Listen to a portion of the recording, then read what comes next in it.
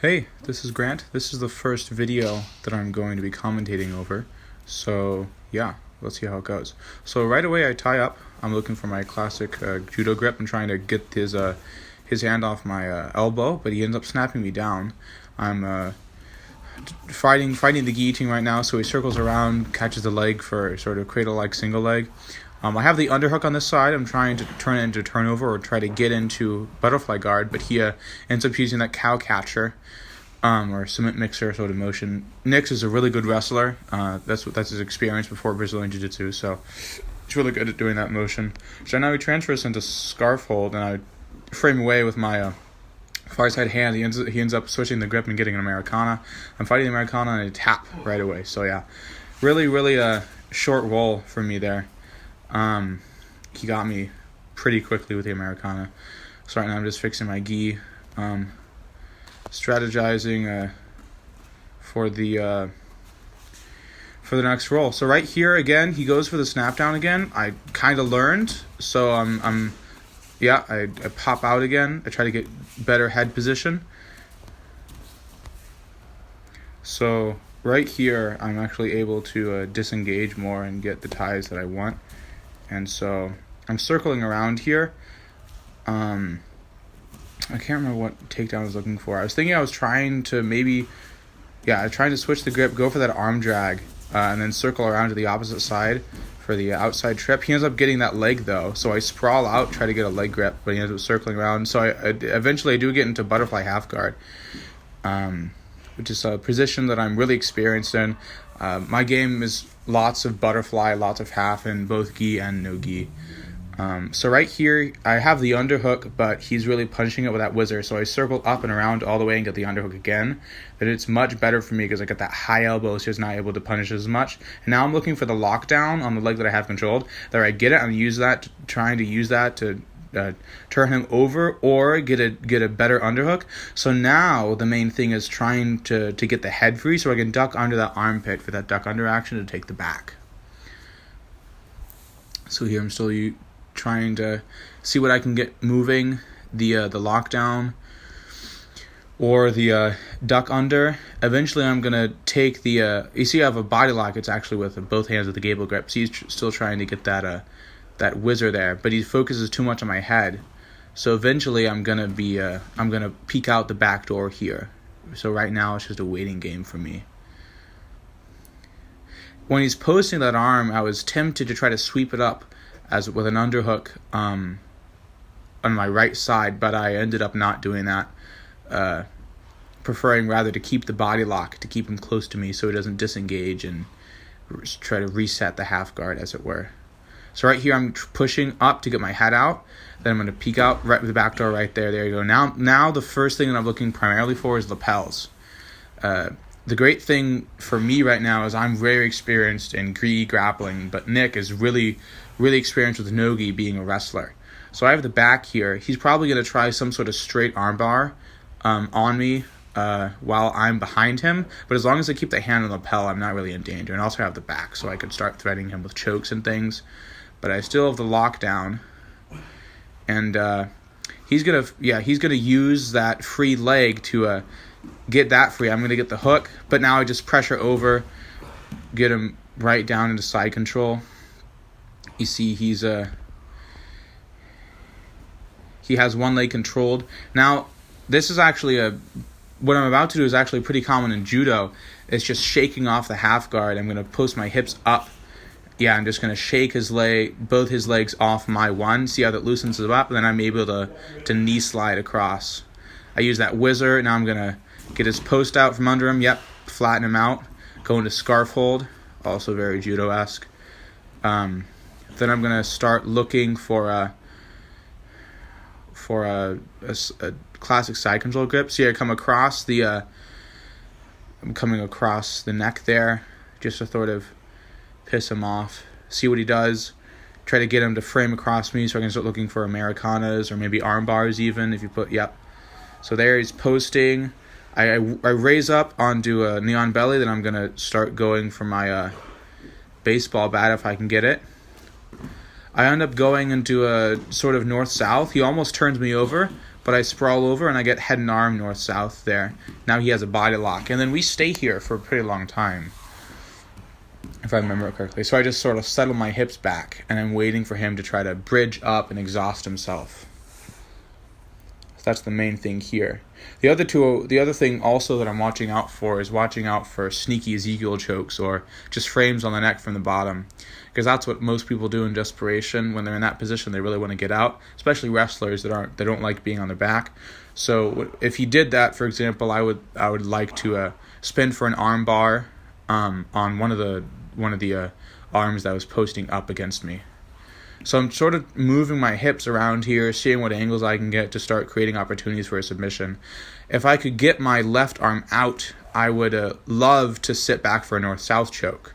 But his body lock there is preventing me from getting that arm out. So he has his arms around, my head and arm, and I have a head and arm as well. So it's sort of a 50-50 position, but I'm in top. Now I'm trying to go for I'm trying to hook that leg there to go for to hook the elbow to try to break that lock there, but you see he was going to try to turn me over before I got the control of that leg. I could have also gone into 411 or the honey hole position and start looking for straight ankle locks there. So now you see I take the gi and I'm using that. Yeah, he comes up, there's a scramble, he ends up getting the back. You can see there on the top of his head there's a little thing that's a bandage that he originally put around his forehead because he has some stitches that he wants to protect, so he's just ripping it off there. And it was a really weird sound actually during the roll. I was like, what's going on? Then I looked up and it's like, oh, okay, he's fine. So here he's really digging. He's attacking toes and stuff. That's some really good catch wrestling turtle attacks that I've been working with the guys recently. So now I'm trying to sneak my hand under to get the jailbreak from there, but he's keeping his hips really low, making that very difficult. So I'm sort of just like very, very slowly sliding my toes underneath the hips there to try to create a frame to get space.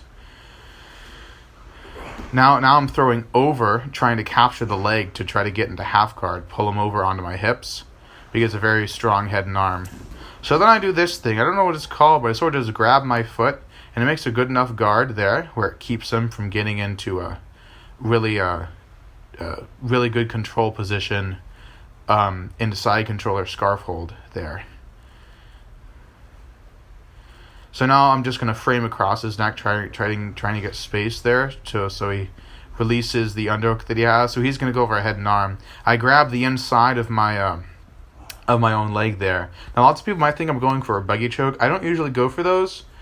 So I'm just sort of holding him here in this frame position, so as much as he travels to the right side to try to, pass there, I'm just going to move with him. And then this creates an opportunity for me to scramble. Now he almost has the back, so I'm trying I might try to circle my arm back there to get the overhook to submit or attack the head there like I'm trying to do, right, in order to get the square position. So now I'm in his guard. I'm posting up on his there you go. Now I'm standing up there. Now he goes to De La Riva, and he's trying to attack the back there, and eventually we scramble. Now I get that underhook and I squeeze it, and I just turn him over my hip. So now I'm a pretty good side control. Now I'm gonna go over the head, spin, and go for the armbar eventually. I go to knee on belly.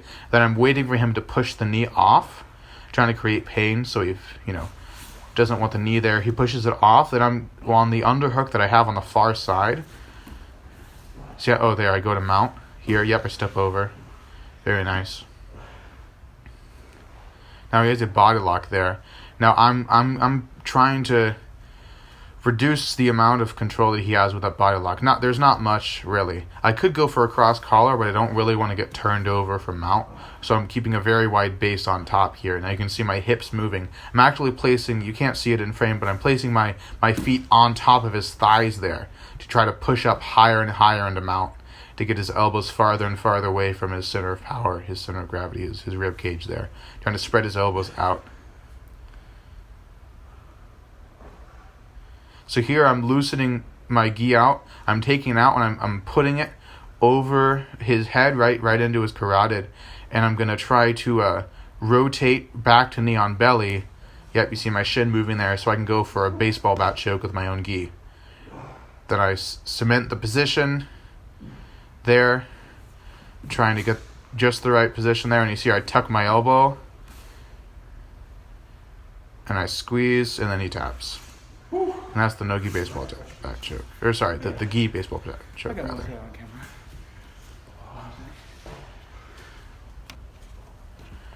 Alright, now this is us doing a no-gi round. We slap hands, bump.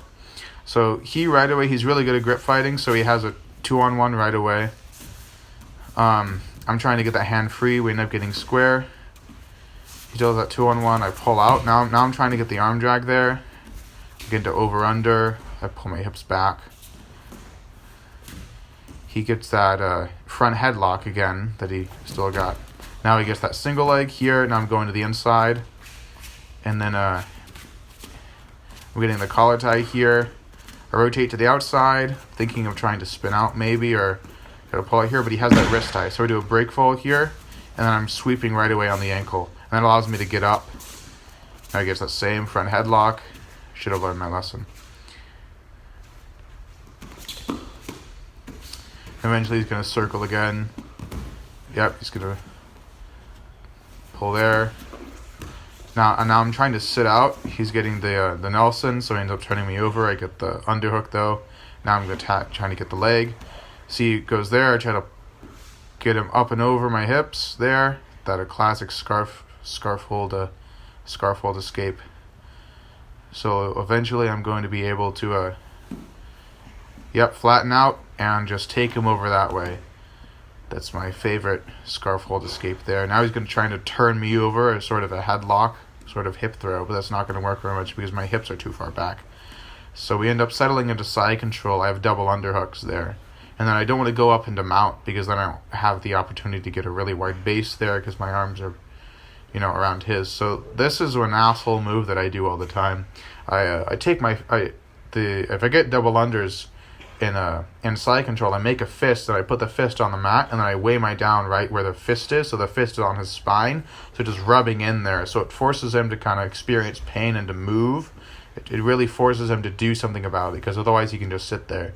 Then knee on belly is another one of those positions where you can use pain to try to and then here what was really interesting was there were several parts where he was sort of tapping on my leg where I thought he was like tapping out. Okay, here's where I spin for the arm bar, and he actually managed to capture my foot on the spin there. So you can see, you might not be able to see it, but my right foot is trapped between his legs, so I can't quite go for the standard arm bar there.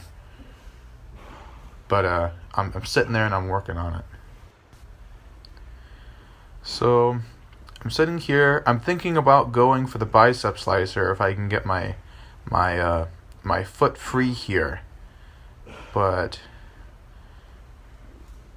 I think I end up trying to attack the wrist lock because luckily in no-gi, white belts are allowed to do wrist locks in IBJJF and Naga rules. So that's one of the advantages of going no-gi. Even though he is a wrestler, so he's better at no-gi. I have the gi advantage because I've been doing it for longer, but I can do wrist locks because it's no-gi.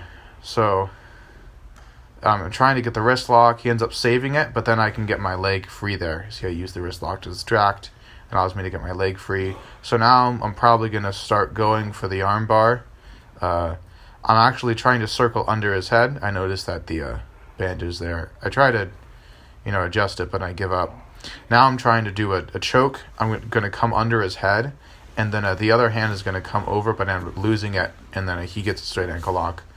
So here I'm just sort of surviving the straight ankle lock. I'm pushing on his knee line, trying to get my leg free there, which I end up doing, so it reduces the amount of power that he can use. And now I'm trying to shift my hips over the leg on the outside there. He resets it. I take it off. Eventually get my hips all the way over. There we go. See, I get a foot on the inside there, so I'm protecting the inside position, inside leg position. Most important, Now I get my hips over and there. Now he has no power there, and then I go for the toe hold, and he taps. Very nice.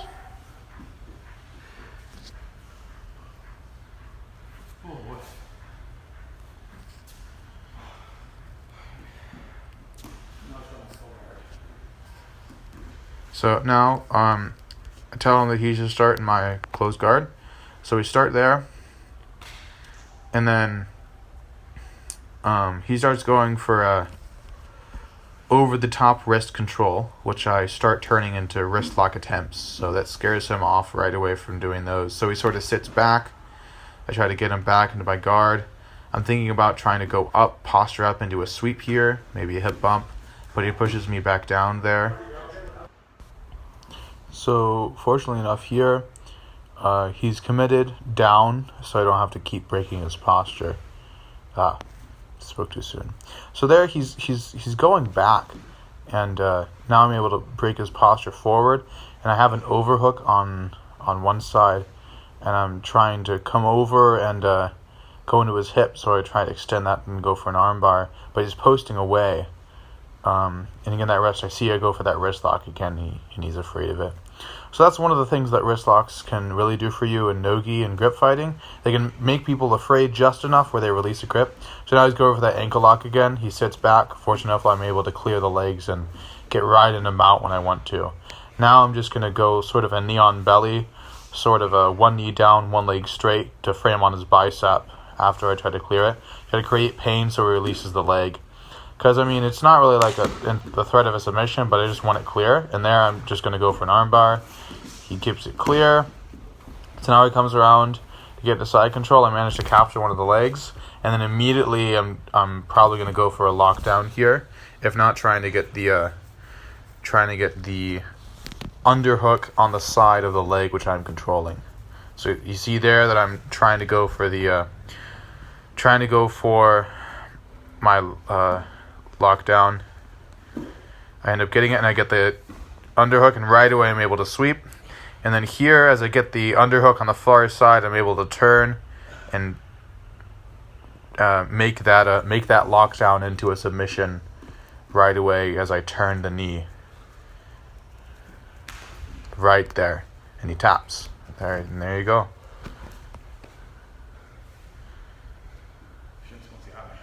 So yeah, that's Nick at DePauw Brazilian Jiu Jitsu, and that's me in the green pants. And that's it.